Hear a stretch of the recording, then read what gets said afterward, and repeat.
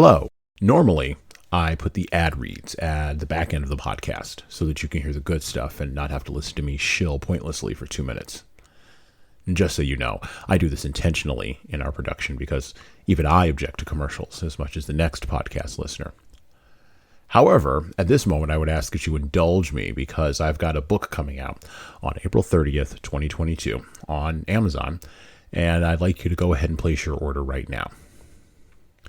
The book's title is 12 Rules for Leaders, the Foundation for Intentional Leadership, and it's a collection of 13 essays on leadership. In the book, I address the 12 leadership areas that we have found leaders need to be the most effective in, and then I throw in an extra essay there at the back end. From establishing a foundation of leading teams through managing conflict effectively, all the way through leading teams through change, knowing what to do and why to do it, I believe can help you become a better leader. This book wasn't written just over the course of the last 2 years, and this isn't another fly-by-night leadership development book, here today and gone in the wind in the next month.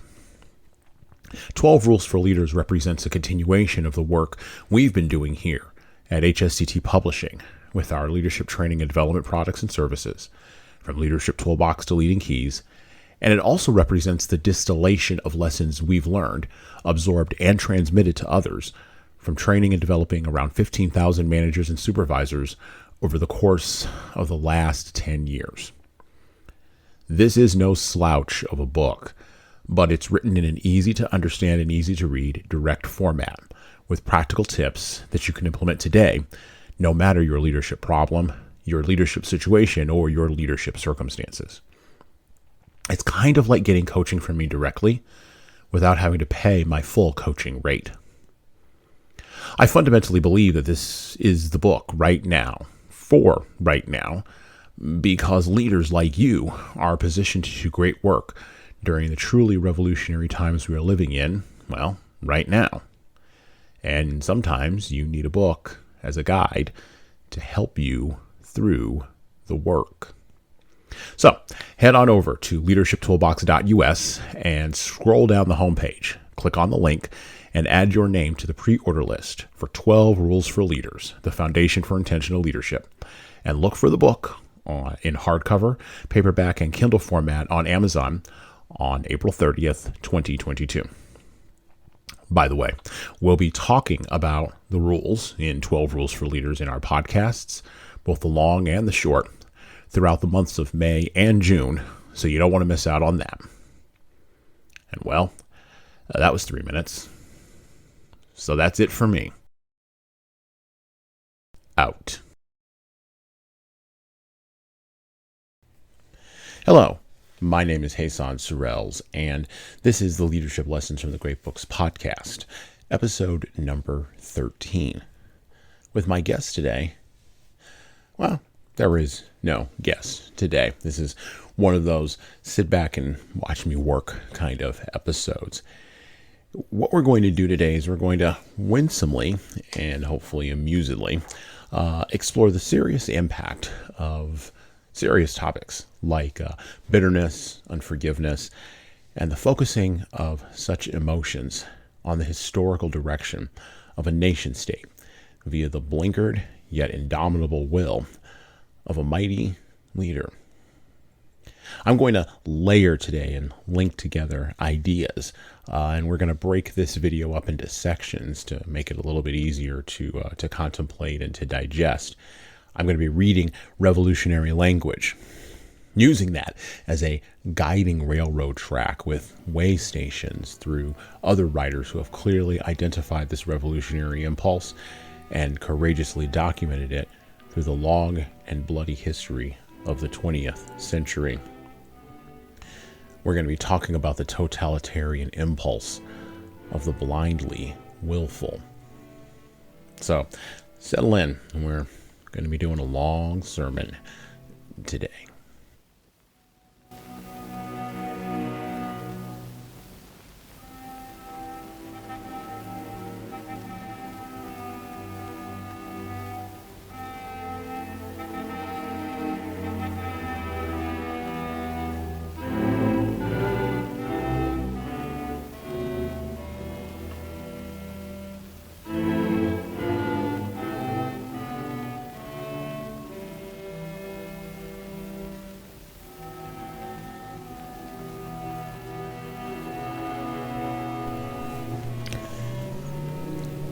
Let's begin from Pravda, number 17, published on January 20th, 1929.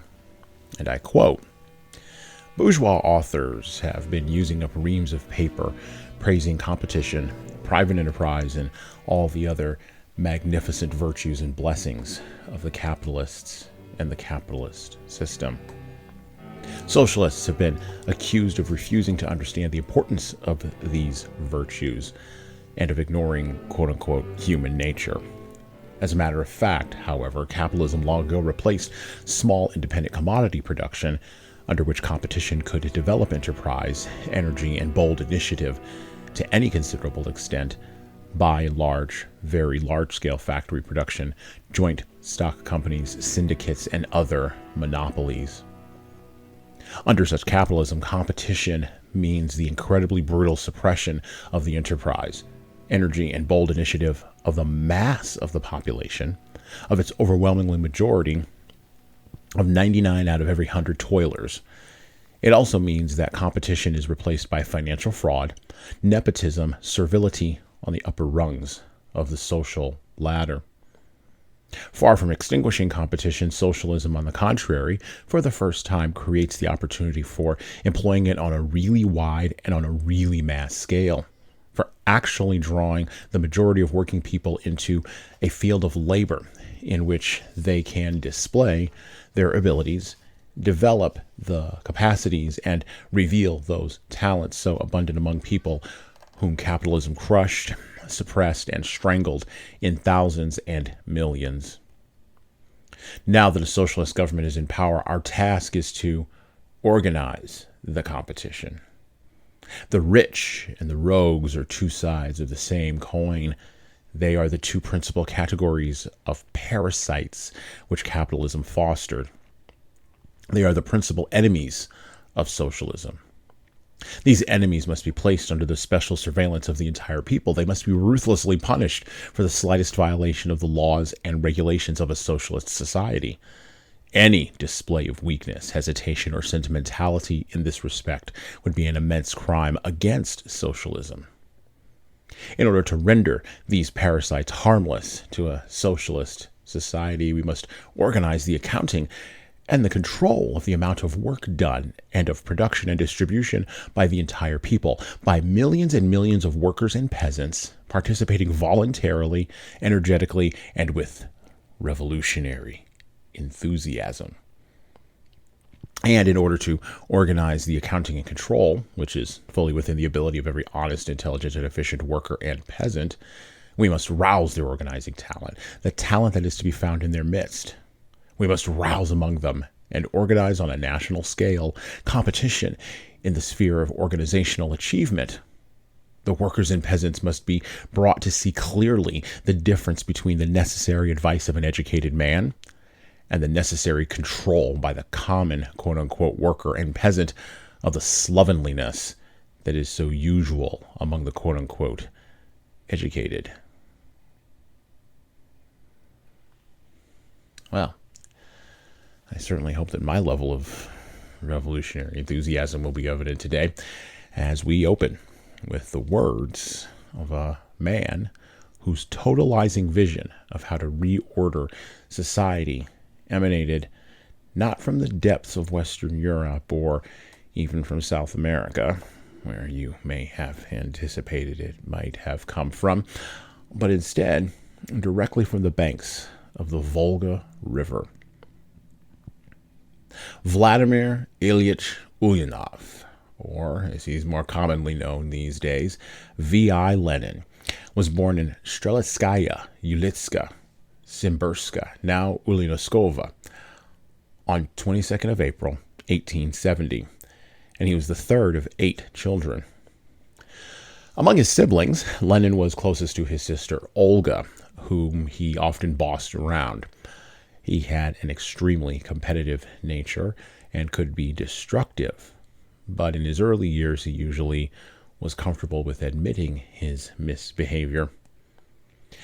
While living a relatively uneventful middle-class Russian childhood, the first domino fell in a line of dominoes that would lead to a species of unforgiving and unforgettable bitterness for which an entire nation state would later bloodily pay. In late January of 1886, when Lenin was 15, his father, born to a family of former serfs with unclear ethnicity, a monarchist, a liberal conservative, and a supporter of the reforms of Tsar Alexander II, tragically died of a brain hemorrhage. Subsequently, Lenin's behavior became erratic and confrontational. And in a moment that surely must have stunned his wealthy, half-Jewish, half-Lutheran, but all-bourgeois mother, Maria, he renounced his belief in God. At the time, Lenin's oldest brother, Alexander, whom he affectionately knew as Sasha, was studying at St. Petersburg University. Involved in political agitation against the absolute monarchy of the reactionary Tsar Alexander III, because that's what happens when monarchs replace one another. A new one has to put his stamp all over the place in all kinds of ways. Alexander studied the writings of banned leftists and organized anti-government protests. Because, of course, that's what your older brother does after the speed limiter presence of the household patriarchy passes on into eternity. Alexander did all the kinds of things that the younger Lenin admired. He joined sit-ins, he spoke eloquently for long hours in tea rooms about radical leftist ideas, he bathed in patchouli oil by the bucketful, and of course grew his hair out. Eventually, as all young radicals do, Alexander joined a revolutionary cell, bent on assassinating the Tsar, and was selected to construct a bomb. Because when circumstances offer you a choice that impacts the direction of world history, circumstances really, really want to make sure that you don't miss the target. Before the attack could take place, however, the conspirators were arrested and tried, because there's always sellouts in a truly revolutionary cell, and because they were dealing with the Russian Tsarist police and military, not some mealy-mouthed left-wing prosecutor in Minneapolis who just mouths the words of justice but doesn't have the minerals to back them up, Alexander was executed in May by, of course, hanging. This event caused his younger brother, Lenin, to spiral psychologically, spiritually, and emotionally. But interestingly enough, just like all true revolutionaries, not educationally or materially, right? He wasn't going to give up his wealth quite just yet. And he got into all kinds of behaviors, like going to university, joining the Zemlyatsov, getting on watch lists for reading books with titles like What is to be Done and Das Kapital. Apparently, at that point in his time, Dostoevsky was a little bit too mild for him.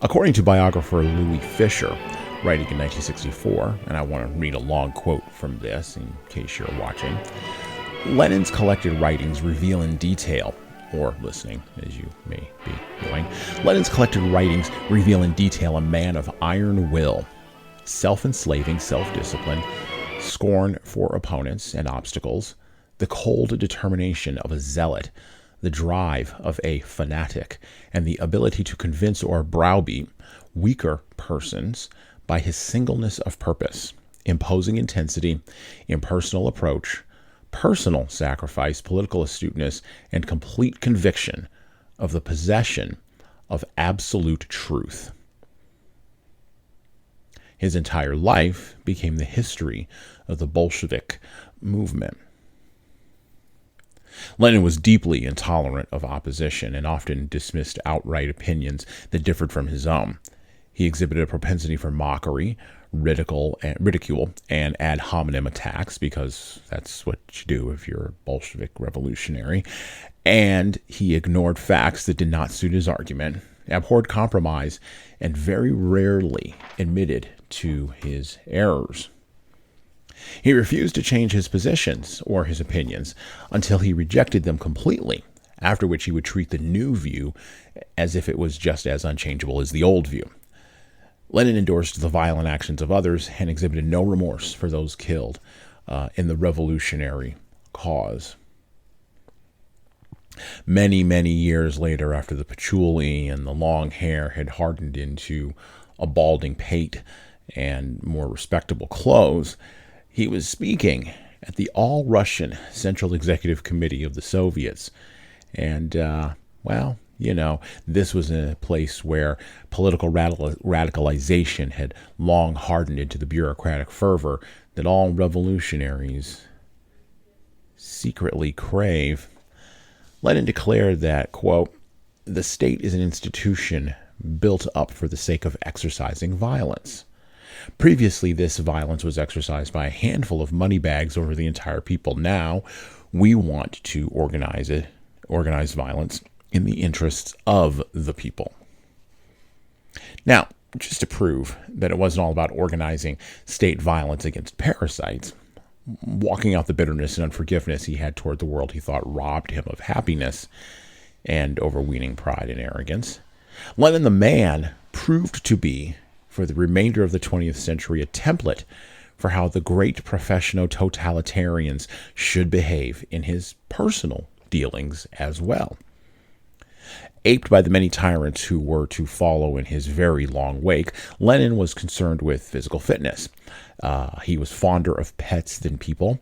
He lived a Spartan lifestyle, and he disliked creativity in the arts.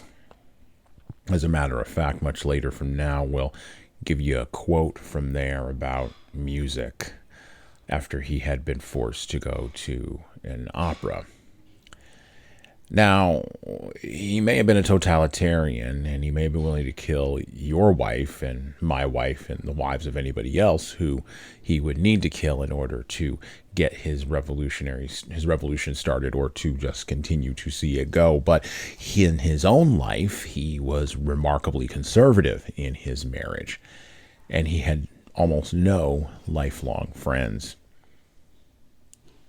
Differently than all who followed him, however, throughout the bloody last century, Lenin believed fervently, almost religiously, I would say, in the power of his ideas and the force of will required to make other people bend to their power.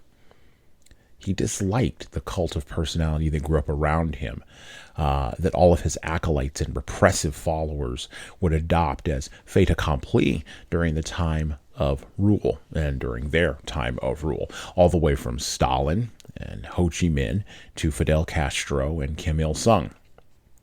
They all, to a man, whether they admitted it or not, worshipped at the altar of Lenin. He was the ultimate totalitarian idea. Speaking of worshipers, in January of 1923, Lenin wrote this cautionary note regarding the disciple who would eventually replace him at the top of the state apparatus he built for the sake of exercising violence against all of the parasites and the rogues and the rich. A state apparatus built for little else than grinding human bodies and human potential down into meat. And I quote directly from the man himself: "Stalin is too crude. And this defect, which is entirely acceptable in our milieu and in relationships among us as communists, becomes unacceptable in the position of General Secretary. I therefore propose to comrades that they should devise a means of removing him from this job, and should appoint to this job someone else who is distinguished from Comrade Stalin in all other respects only by the slightly superior aspect that he should be more tolerant, more polite, and more attentive towards comrades, less capricious, etc., etc. Close quote.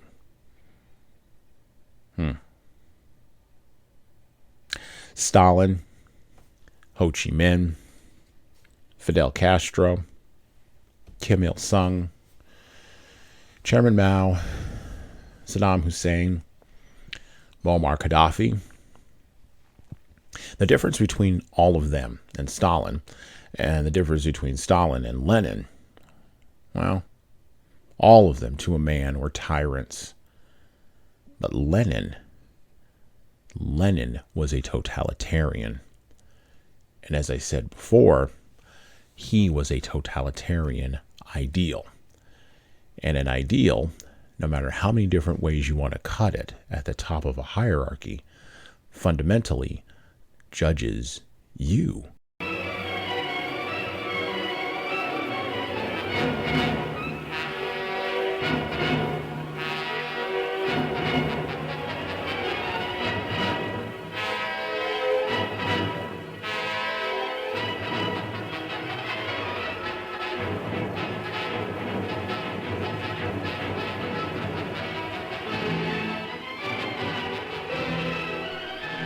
And now for something a little bit different. We're going to take a little bit of a turn.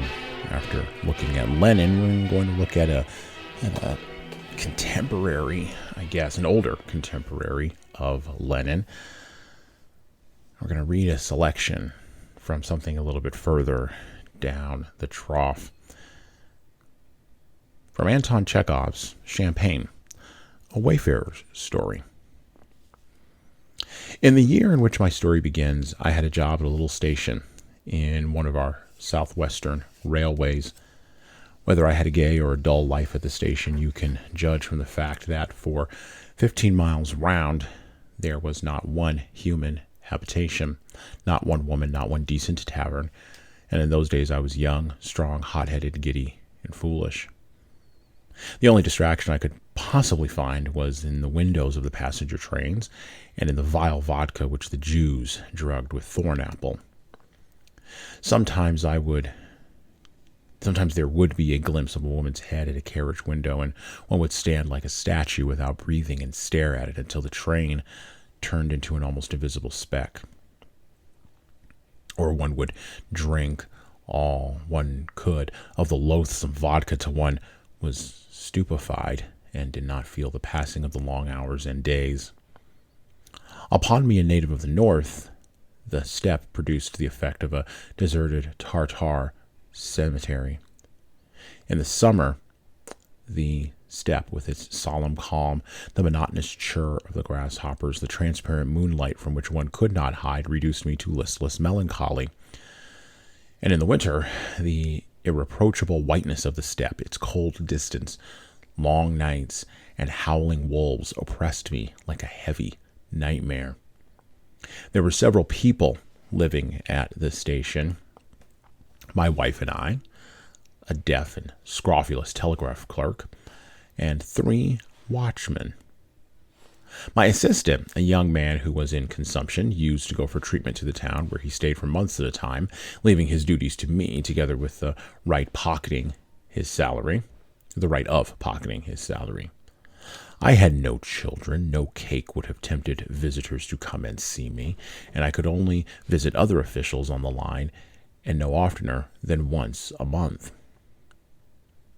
I had already drunk 5 glasses of drugged vodka, and propping my heavy head on my fist, thought of my overpowering boredom from which there was no escape, while my wife sat beside me and did not take her eyes off of me. She looked at me as no one can look but a woman who has nothing in this world but a handsome husband.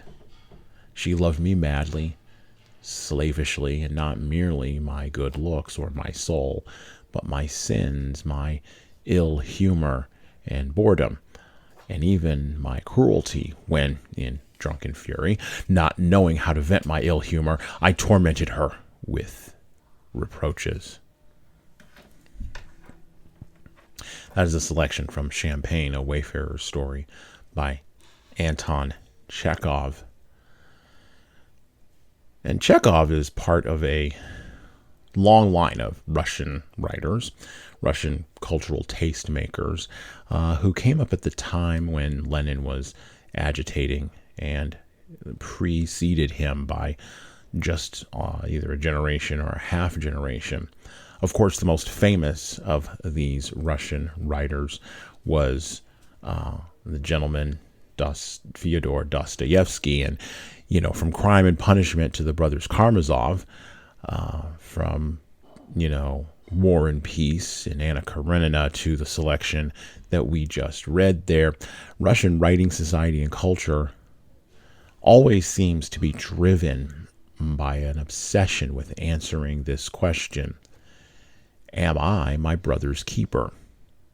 A question asked, ironically enough, by Cain after attempting to cover up, with little success, the murder of his brother, his own ideal.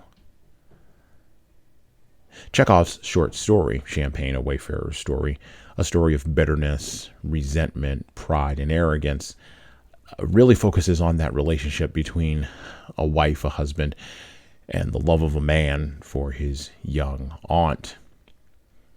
It is in the small things, and the Russian writer a century later, Alexander Solzhenitsyn, would make this point brilliantly in the Gulag Archipelago. It is in the small things that we find the seeds sown for the destruction of the nation state, for the ability of a man like Lenin, or maybe an ideal like Lenin, to actually have the ground to be fertilized in and the soil to grow. Back to Chekhov's Champagne, a Wayfarer's Story, for just a moment. My wife met me at the doorway. Her eyes were laughing gaily, and her whole face was beaming with good humor. "There's news for you," she whispered. "Make haste. Go to your room and put on your new coat. We have a visitor." "What visitor?"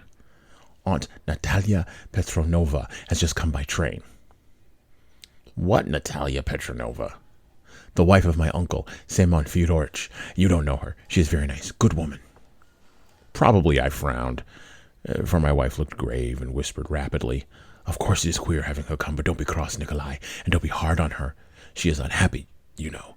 Uncle Semyon Fyodorich really is ill-natured and tyrannical. It is difficult to live with him.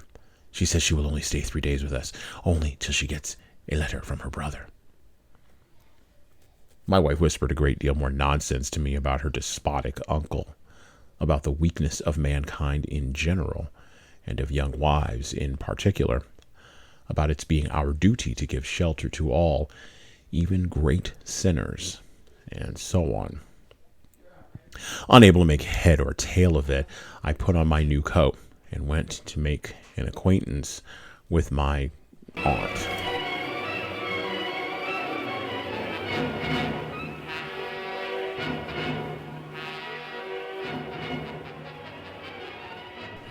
Chekhov's light touch and Dostoevsky's quote-unquote unhappy warrior, right?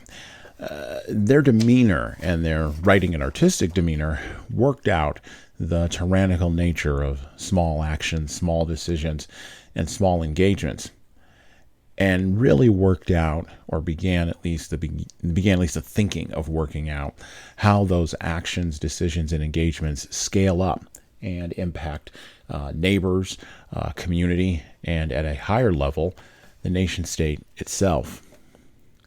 So, if every human being, and this is an idea that Dostoevsky had, is responsible for him or herself and for pursuing forgiveness and reconciliation at the smallest level first, what happens when a person is consumed by bitterness?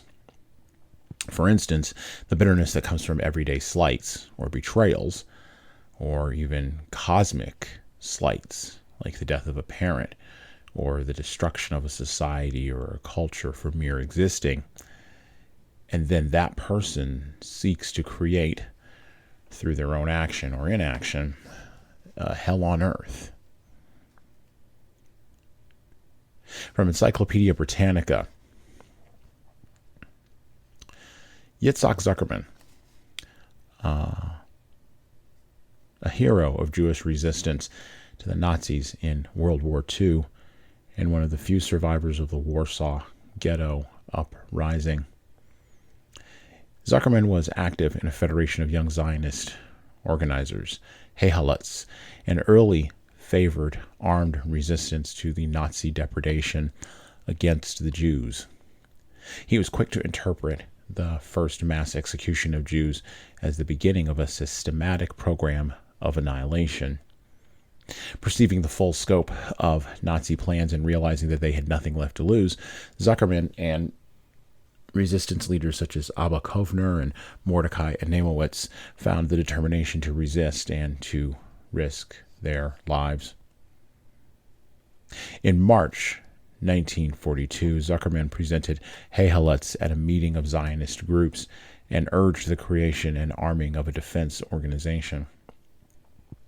Others feared that resistance would provoke the Nazis to greater violence, but on July 28th, soon after the first daily trainload of 5,000 Jews left the Warsaw Ghetto to be gassed at Treblinka, Jewish leaders accepted Zuckerman's view and created the Jewish Fighting Organization under the leadership of Einowitz.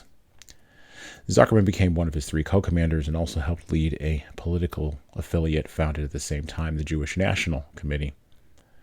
With numerous contacts in the underground resistance groups on the Aryan side, i.e. outside the ghetto, Zuckerman negotiated the gifts and black market purchases of the pistols, grenades, and few rifles that the Jewish Fighting Organization obtained. He smuggled these along with messages into the ghetto through the Warsaw sewers. When the Warsaw Ghetto uprising broke out, Zuckerman was outside the ghetto and did what he could to spread the word of the plight of the ghetto's remaining Jews to the Polish underground and to the Poles and Jews abroad. He also smuggled in to the Jewish Fighting Organization any additional guns and grenades that could be found.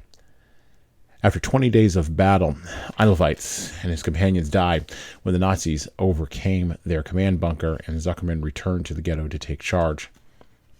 Before the end of the 28-day battle, he led some 75 fighters, including his future wife, Zivia Lubetkin, through the sewers and into the underground havens on the Aryan side. Zuckerman continued to lead a Jewish band of guerrillas in the Polish underground and to alert Jewish leaders elsewhere to the situation of Jews inside of Nazi Europe. At war's end, he organized underground transportation for Jewish refugees from Europe to Palestine, where he and Zivia settled in 1947. They, with others, were the founders of the kibbutz, the Ghetto Fighters, north of Haifa, where a memorial museum, Ghetto Fighters House, was established. Zuckerman and his wife were prosecution witnesses in the 1961 trial of Adolf Eichmann. Zuckerman was the author of A Surplus of Memory. Zuckerman was recognized as a hero for his efforts, but his heroism gave him little comfort. He began drinking after the war, and he suffered mental anguish. He told one interviewer, and I quote, "If you could lick my heart, it would poison you. If you could lick my heart, it would poison you." How do we resist totalitarian behavior? How do we resist tyrannical behavior? How do we do that as individuals caught up in the milieu of the state, whether that state is designed by a leftist or a rightist really matters not. How do we resist totalitarianism? How do we resist the totalitarian impulse? How do we recognize that it is coming, and how do we lead others effectively to deal with it as well? And how do we avoid the poison of bitterness in our own hearts? The same poison, by the way, that causes people to build a state that crushes the heart in the first place. From the comfort of our headphones, it's easy to talk in abstract terms, as I'm doing right now, about bitterness and ask abstract questions about bitterness, anger, unforgiveness, and hatred. It's very easy. I'll admit. It's harder when the decision to resist must actually be taken up. While Yitzhak and Lenin would surely, for sure, be on opposite sides of the question here, their reasoning toward action, the decision to resist either the Tsarist state and build a new regime, or the Nazi state and build a, resisting regime, they both wind up in the same place. It's not lost on me that Yitzhak's book was titled A Surplus of Memory. I don't miss the irony there. However, never forgetting doesn't mean never forgiving. And in the end, a leader may need to be a wolf to catch a wolf, but it's much harder to maintain the posture of a sheepdog. Hell from the political right or hell from the political left is all the same hell. And we need people, we need leaders who can show us how to come out on the other side of hell with a spirit of rebellion and a heart of forgiveness.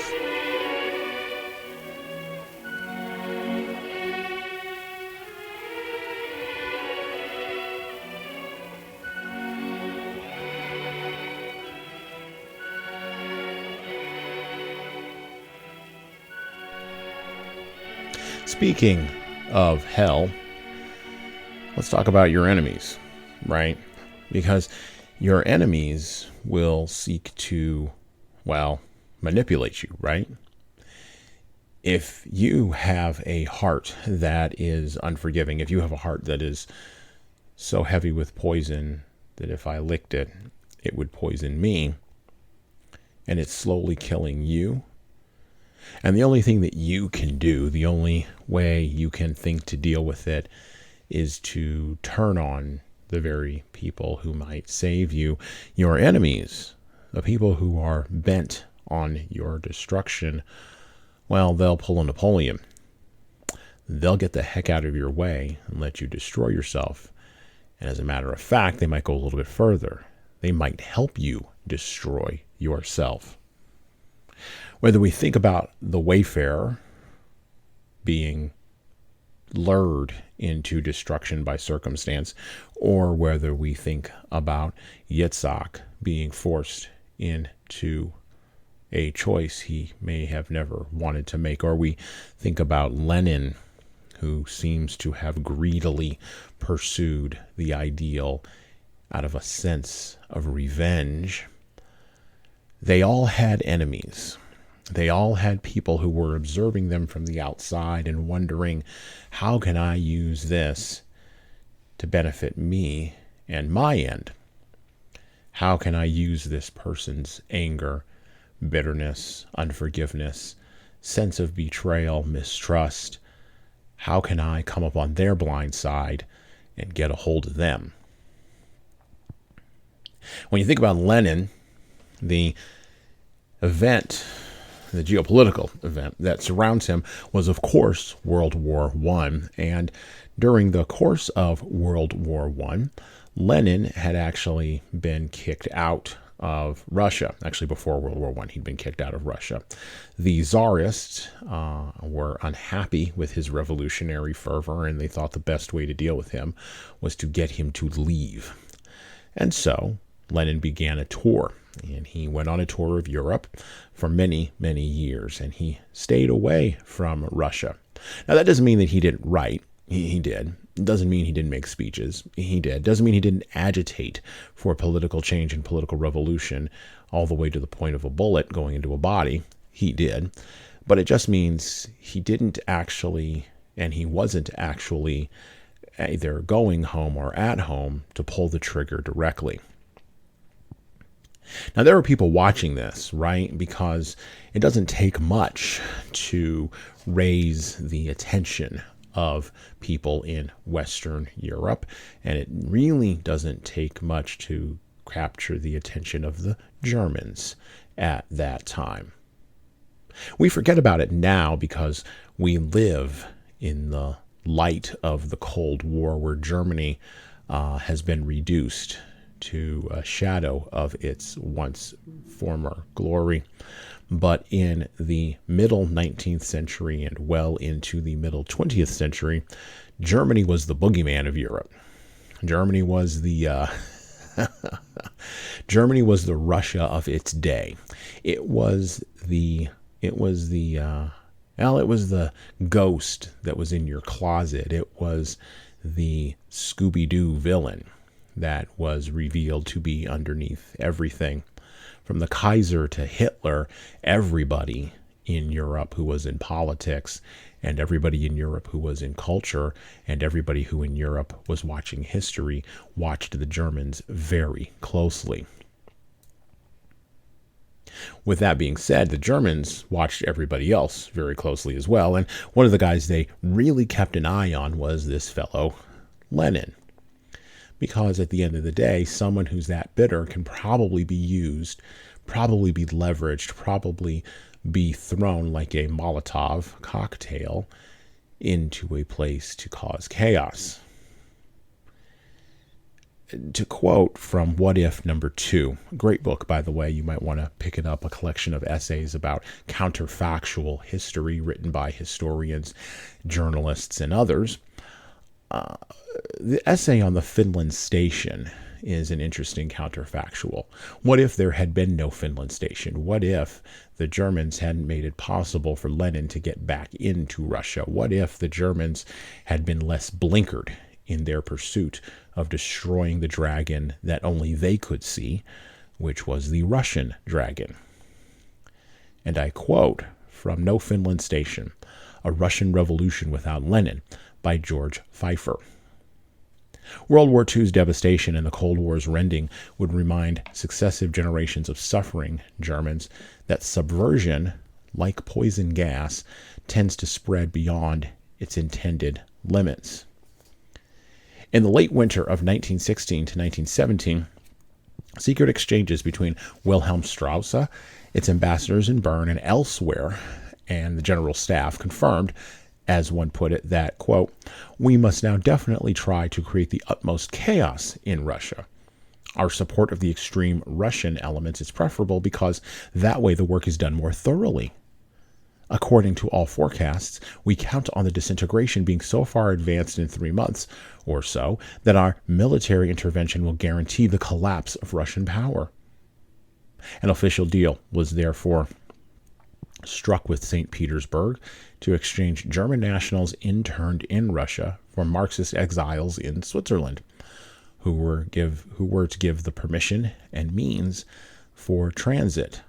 And one of those Russian exiles was Vladimir Ilyich Ulyanov.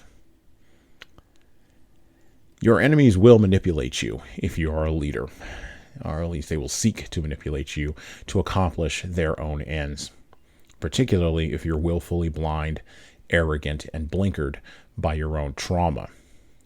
And when those enemies are Germans, if you're a disaffected Russian dissident who's been kicked out of your country for more than just being a scamp who wanted people to die, the manipulation reaches cosmic levels. The Germans should have never allowed Lenin's train to leave Finland Station. But how could they have known? By the way, just an interesting historical fact.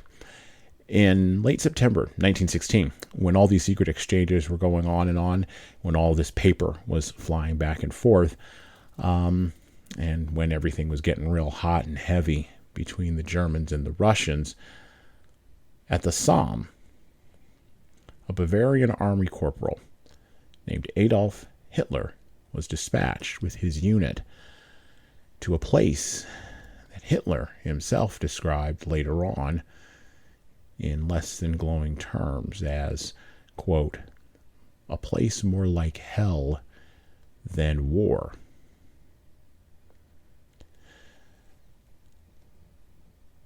Turns out that history History has an opinion.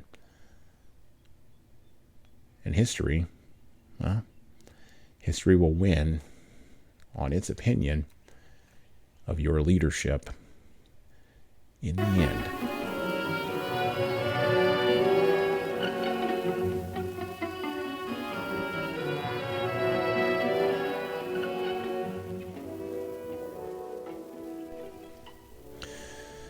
Back to From How to Organize the Competition by Vladimir Ilyich Ulyanov. The great change from working under compulsion to working for oneself to labor planned and organized on a gigantic national and even to a certain extent international world scale also requires, in addition to quote-unquote military measures for the suppression of the exploiters' resistance, tremendous organizing effort on the part of the proletariat and the poor peasants. The organizational task is interwoven to form a single whole with the task of ruthlessly suppressing by military methods yesterday's slave owners, capitalists, and their packs of lackeys, the bourgeois intellectual gentlemen. Yesterday's slave owners and their intellectual stooges say and think, "We have always been organizers and chiefs. We have commanded, and we want to continue to do so. We shall refuse to obey the common people, the workers and peasants. We shall not submit to them. We shall convert knowledge into a weapon for the defense of the privileges of the money bags and of the rule of capital over the people." That is what the bourgeois and the bourgeois intellectuals say, think, and do. From the point of view of self-interest, their behavior is comprehensible. The hangers-on and spongers on the feudal landowners, the priests, the scribes, the bureaucrats, as Gogol depicted them, and the intellectuals who hated Belinsky also found it quote-unquote hard to part with serfdom. But the cause of the exploiters and of their intellectual menials is hopeless. The workers and peasants are beginning to break down their resistance. Unfortunately, not yet firmly, resolutely, and ruthlessly enough, and break it down they will. The accounting and control essential for the transition to socialism can be exercised only by the people. Only the voluntary and conscientious cooperation of the mass of the workers and peasants in accounting and controlling the rich, the rogues, the idlers, and the rowdies, a cooperation marked by revolutionary enthusiasm, can conquer these survivals of a cursed capitalist society, these dregs of humanity, these hopelessly decayed and atrophied limbs, this contagion, this plague, this ulcer that socialism has inherited from capitalism. What do you get from that? Well, you get from that Lenin would say, your point of view is understandable, but I don't care. He's calling you an ulcer. He's calling you a contagion. He's calling you a plague. And he's marshaling the forces of the state to stamp out this plague because he has set himself up as an ideal. He's set himself up at the top of the hierarchy. He has set himself up in control. Yes, on the backs of bloody revolution. Yes, on the backs of hundreds of thousands of, and soon to be millions of dead people. But he has set himself up. So what is the moral choice here? Well, tragically for you all, moral choice and the ability to influence moral choice don't really matter to Lenin. Quoting again from George Pfeiffer's essay, in What If 2, moral choice, or immoral, as the case may be, was resolved by force of character. His. He was never one to mix personal feelings with impersonal fact. And I quote, "I can't listen to music too often," he once commented mirthlessly after he had been forced to sit through a concert. "It makes me want to say kind, stupid things and pat the heads of people. But now you have to beat them on the head. Beat them without mercy."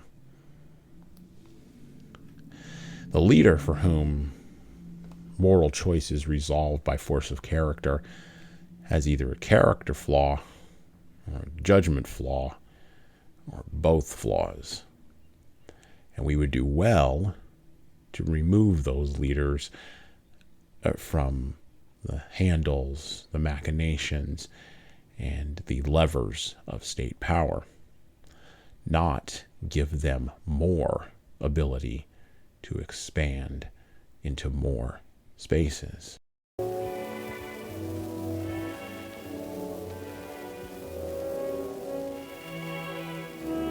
Lenin would have loved, in our current day, by the way, Lenin would have loved the social media geniuses of Silicon Valley because, and he would have loved them, by the way, almost as much as the kid in the TikTok video that you like, who has a hammer and sickle flag in his background and doesn't know what it means.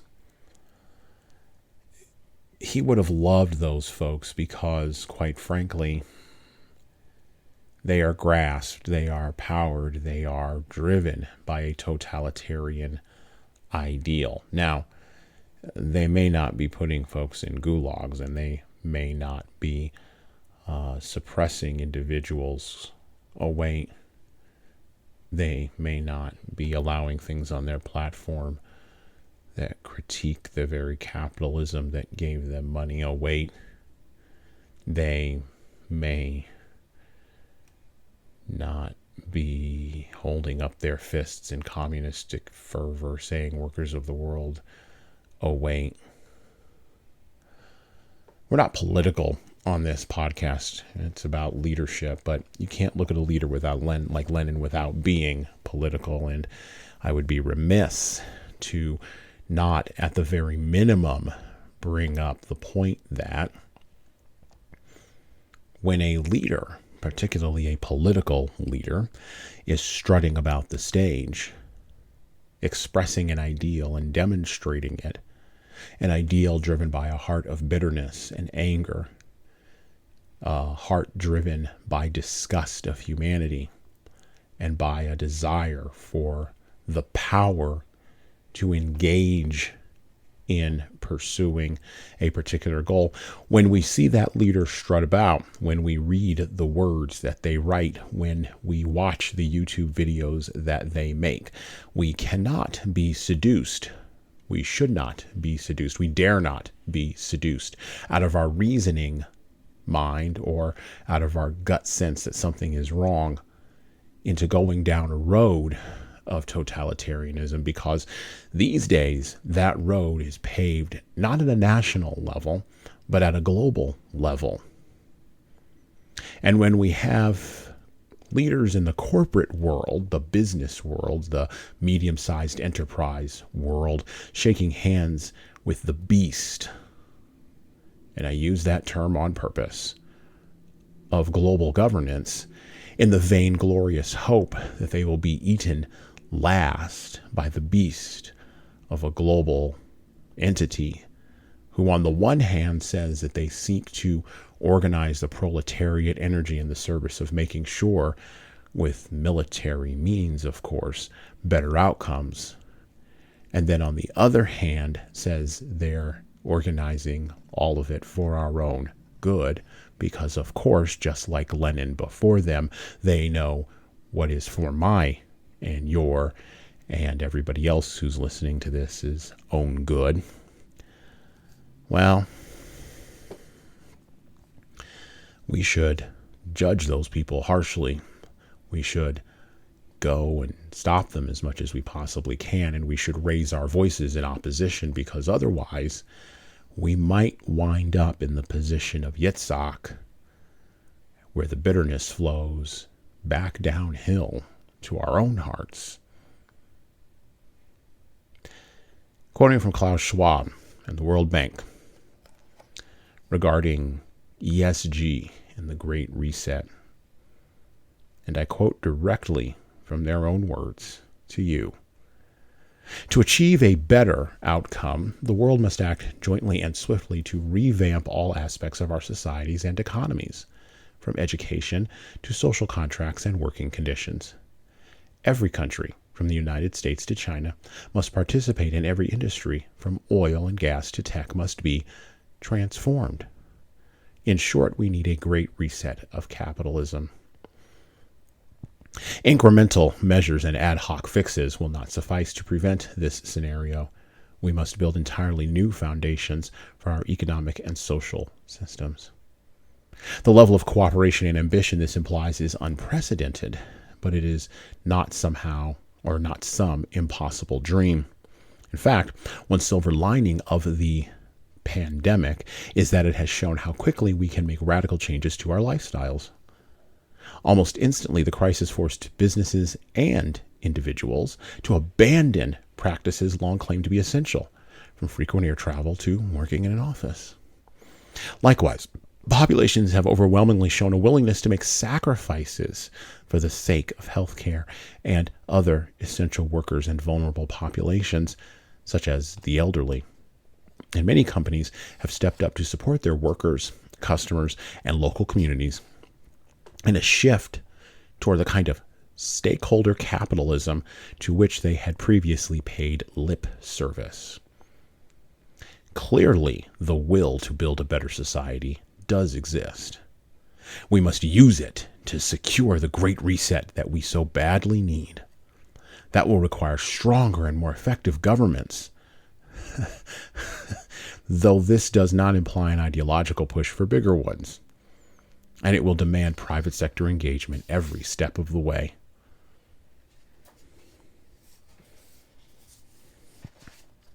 Back to Lenin for just a moment. Advice and instruction, however, is one thing, and the organization of practical accounting and control is another. Very often the intellectuals give excellent advice and instruction, but they prove to be ridiculously, absurdly shameful and unhandy, and incapable of carrying out this advice and instruction, of exercising practical control over the translation of words into deeds. In this very respect, it is utterly impossible to dispense with the help and the leading role of the practical organizers from among, quote-unquote, the people, from among the factory workers and working peasants. It is not the gods who make pots. This is the truth that the workers and peasants should get well drilled into their minds. They must understand that the whole thing now is practical work, that the historical moment has arrived when theory is being transformed into practice, vitalized by practice, corrected by practice, tested by practice. When the words of Marx, and I quote, "every step of real movement is more important than a dozen programs," unquote, become particularly true, every step in really curbing, in practice restricting, fully registering the rich and the rogues and keeping them under control is worth more than a dozen excellent arguments about socialism. For theory, my friend, is gray, but green is the eternal tree of life. By the way, green is also the environmental movement. Welcome to 2030. I own nothing. I have no privacy, and life has never been better. Yeah, okay. Sure.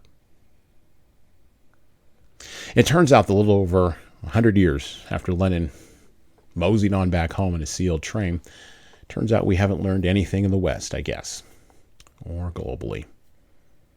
Sure. We're a long way from transporting weapons to the revolutionary front on horse-drawn wagons. But Klaus Schwab's impulse is the same as Lenin's. And it is the impulse to control another human being. In essence, to create a better world for their own good. And that impulse hasn't gone anywhere. Matter of fact, I'll go back even further. This goes back to Rousseau and David Hume. This goes back to the French revolutionaries and the French intellectuals that underlie Nietzsche and Marx, Lenin and Engels, and all the way down now in a drip of water of bitterness, arrogance, resentment, and pride to Klaus Schwab, the World Economic Forum, and of course, the Great Reset. Are we all just going to kind of sit around and let totalitarianism just have its day? Are we really so blinkered in our TikTok videos with our hammer and sickle flags in the background that we can't see that 100 million dead people can easily become 200 million or 300 million? How many eggs do you have to break to build a better world? How many pots do you have to make? And why does Karl Schwab or Lenin or Mao or any of the rest of them get to be the one that decides that the pots get made?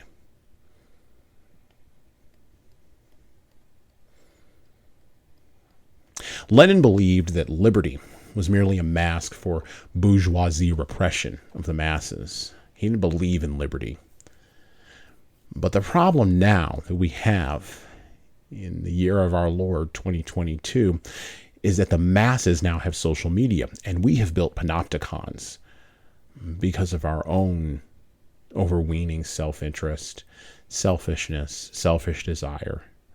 Because of our own need to work impulses out, we have built panopticons of our own making that Lenin could only have dreamed of, and thoughts and impulses can be monitored now all the way down to the keystroke. Lulled by fake promises of security and safety, Lenin's proletariat, or what would have formerly been Lenin's proletariat, are now turned into the Tsar's serfs, Schwab's serfs. And all with the serfs playing along, thinking that they're playing the game, beating out blockchains of their own digital gulags that will stretch into an archipelago across the internet itself. Totalitarianism with a social media crust is still a crap pie underneath, and you need to remember that. And words, the clear definition of terms, defining totalitarianism and accurately identifying what it is, and accurately identifying who is saying what and why, is the only tool that oppressed people have to keep their necks out of the noose, as in the James Franco meme. And if it's your first time here, by the way, welcome.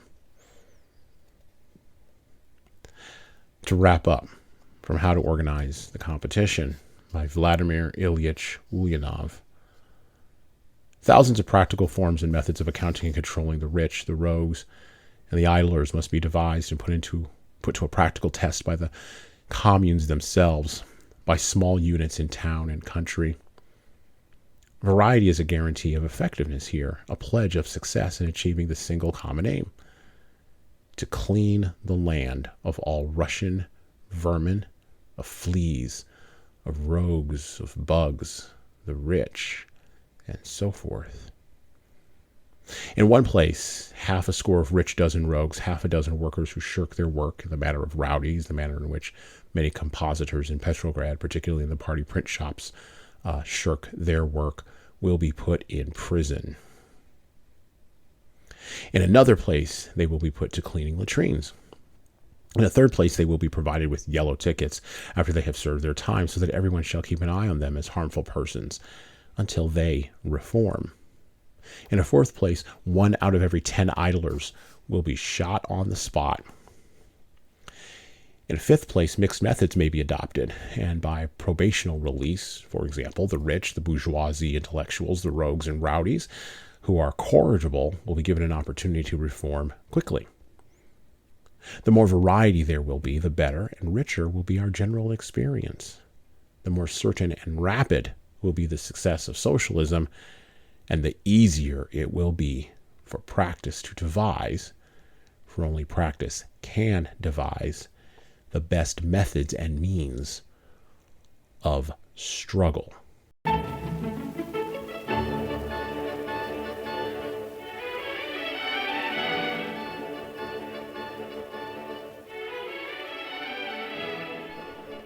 This is a podcast built around the idea that revolutionary times, and I do fundamentally believe that we live in revolutionary times, that in revolutionary times, what matters are the individuals. We've talked a lot about a lot of things today. We've talked a lot about tyranny. I've addressed totalitarianism and the totalitarian impulse. I've demonstrated, I think, fairly clearly how Lenin represented that impulse and set the template for everything that we saw over the course of the long, bloody 20th century. And it looks as though he has set the template for what we may see in the 21st century if we don't get our arms around identifying it and rooting it out. The totalitarian impulse, that is, not necessarily in Klaus Schwab's heart, although that would be a good beginning, but in our own hearts. Dostoevsky, Tolstoy, Chekhov, these Russian writers, they understood something fundamental that the Russian people actually got to live out, and now we have the examples to read and observe in history from. And this is a podcast that is built on the idea that the great books of the past can teach us, the great writings of the past can teach us something that we don't know about what is happening right now and make us better leaders. And at the end of the day, when you are leading your company, when you're leading your small textile company, when you're leading your small tech startup, when you are leading your small bottling company, when you are leading a construction company, when you are leading a furniture making company, whatever the enterprise is that you're leading on, you are at the top of a hierarchy. You are an ideal, and you must avoid the totalitarian impulse in your own heart. You must recognize it. You must root it out. You must root out the tendency to engage in tyrannical behavior. You must go deep and understand why you're doing what you're doing and for whose good exactly it is that you're doing it for. There's a lot of talk about collaborative work this and, positive leadership that. There's a lot of talk about charisma and servitude in leadership. There's a lot of talk about what are the best ways we can organize our human resources. And by the way, if you're calling the human beings inside of your organization resources, I think you probably need to change your language and change your focus. This month on the podcast, and this is why I started with Lenin, we are going to look at these hard Russian writers. And the Russian writers are hard. Working my way through Crime and Punishment right now. And I read War and Peace years ago. I'll go back and look at that again.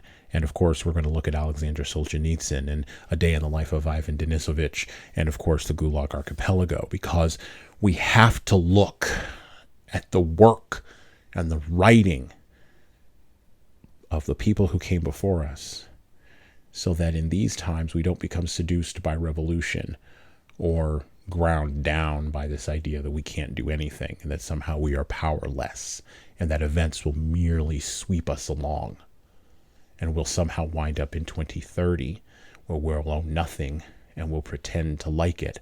But the human soul, the human spirit,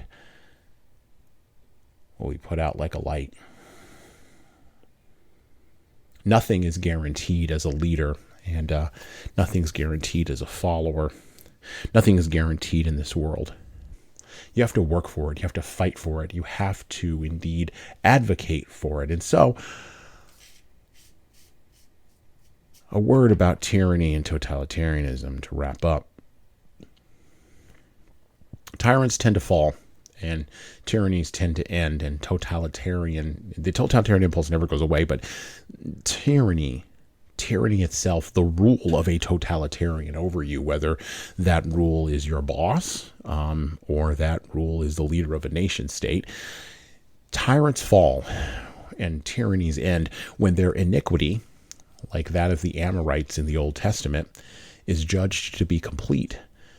And usually if no one does anything, the judger who decides that the iniquity is complete is the only entity in the universe that moves a leader's heart in his hands like water. In the meantime, in the warm-up rounds, before the main event of the fall, leaders have a responsibility. I would dare say they have a deeper accountability to resist the totalitarian impulse that may lie in their own hearts.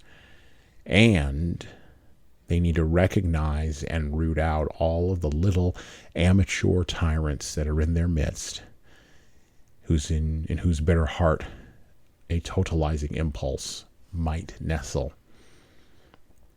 Otherwise, if we just do what we've been doing, if we skip along unseriously, posting our hammer and sickle framed TikTok videos, and pretending like it all doesn't matter, or like the totalitarian impulse would be a good alternative choice because there's just too much democracy, there's just too much egalitarianism, there's just too much liberty going on out here, and God help us, someone might make a wrong choice and we can't have that. If we continue to skip along unseriously, we will all, every single last one of us within the sound of my voice, we will all wind up rolling bones for who gets the top bunk in an increasingly heavily populated gulag.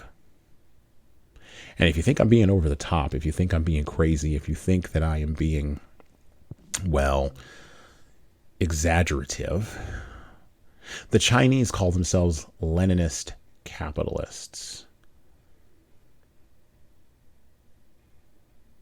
I'll just pause and let that one sink in for a while. There are 3 heavy lessons that we can learn today as leaders that we can apply individually in our own experience and in our own existence. And they are hard lessons that Lenin teaches us through his negative example. And they are hard lessons that Yitzhak taught us through his positive example. Lesson number 1. Watch out very closely as a leader for the junior Lenins on your team who manipulate language, who manufacture conflict, and who hide their motives behind words that sound fancy, like justice or collaborative or social good, or they use fancy acronyms like ESG to hide what they really want to do. Watch out for them. Lesson number 2 for leaders: clean out your own heart and role model living that way for others. Yeah, H. Liddell Hart was correct. Prophets may wind up being martyrs, and you might be a prophet, kicked out of your own company, kicked out of your own team, heck, even kicked out of your own country. But good people, just as Martin Luther King Jr. pointed out, good people need to make hay while the sun shines with as much haste and intention as bad people do. Clean out your own heart, role model good living, and make haste as quickly as the bad people are. And lesson number 3, and this one's huge: tell the truth. This means actually saying truthful words. This means examining your speech, examining your heart, but examining your speech. First, tell the truth to yourself. Do it with clarity, with candor, and with courage. Maybe do it a little winsomely, of course. Maybe do it a little jokingly. Maybe do it, in a little bit of a way that matches your own, character. But tell the truth to yourself first. But then, as a leader, be sure to tell the truth to others, particularly during our time where wars and rumors of wars are abound. And we know that the first casualty in war, and heck, the first casualty when there's a rumor of war, is always the truth. This is how we stay on the path. This is how we manage to build a better world without needing a World Economic Forum, without needing a mayor, without needing a coercive, fascistic corporate state.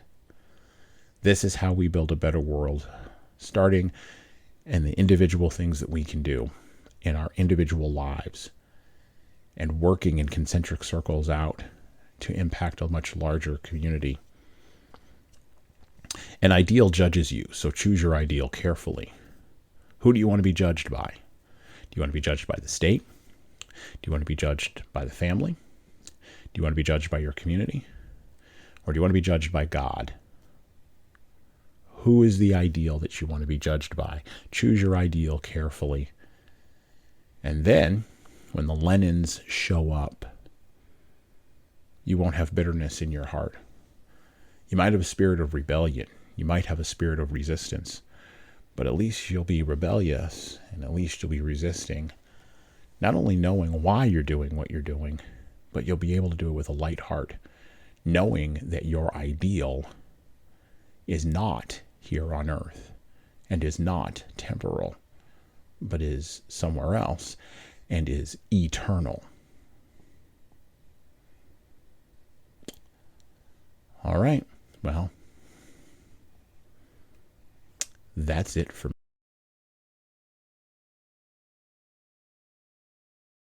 Follow us on all the places that you follow us. Please subscribe to Leadership Lessons from the Great Books podcast. Please tell your friends. Please like and share. Please also check out the HSCT website for all products and solutions. Please check out the Leading Keys website for products and solutions, our remote training services, our books, our trainings that will help you become a better leader. And watch this space for more information about our upcoming book, 12 Rules for Leaders, a foundational guide to intentional leadership, coming in April 2022. Please also go to JesanSorrells.com for more blogs and more posts about how you can be a better leader, and check out all of our YouTube channels online. Thanks, and have a great rest of your leadership day. Out.